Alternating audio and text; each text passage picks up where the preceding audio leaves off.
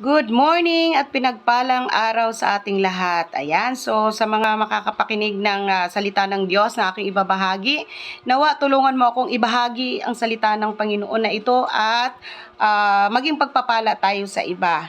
Gusto kong i-share ang salita ng Diyos mula sa Awit 27 verse 2 at gawin mo rin pong deklarasyon ito ng iyong buhay. Kung buhay ko'y pagtangkaan ng taong masasama, sila'y mga kalaban ko at mga kaaway nga.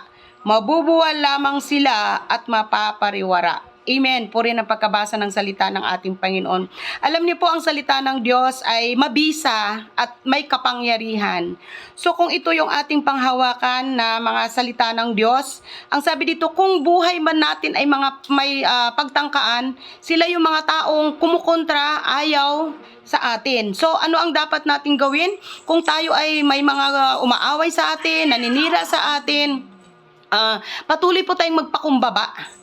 Huwag po tayong gumanti kasi alam niyo po, ang sabi rin naman ng Panginoon, ako ang gaganti para sa iyo. So yung kababaang loob, yung pangunawa pa rin ang ating pairalin kasi sabi niya, mabubuwal lamang sila at mapapariwara. Bakit? Dahil may pangako ang Panginoon, natutulungan niya tayo.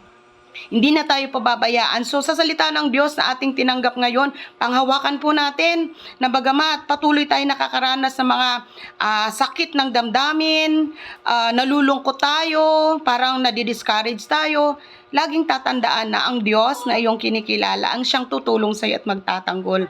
Kaya ang sarap ng feeling, di po ba, pag alam natin na nandyan palagi ang Panginoon sa bawat isa sa atin. Manalangin tayo. Panginoon, salamat o Diyos sa mga salita mo na aming narinig. Hayaan mong, Panginoon, kumilos ito, magrema sa bawat mga tumanggap nito. At Lord, ipagtanggol mo kami, tulungan mo kami. Mapapariwara yung mga taong naninira sa bawat isa sa amin at nagbibigay ng mga problema at mga pagsubok. Maraming salamat. Ang nagtitiwala sa iyo pa yun ay patuloy na makaranas ng tunay na katagumpayan. Pagpalain mo pa yun ang bawat isa, pagpalain mo yung mga salita at sa iyo ang papuri, pasasalamat sa pangalan ni Jesus. Amen, amen. Ayan, so God bless po sa ating lahat. Ingat!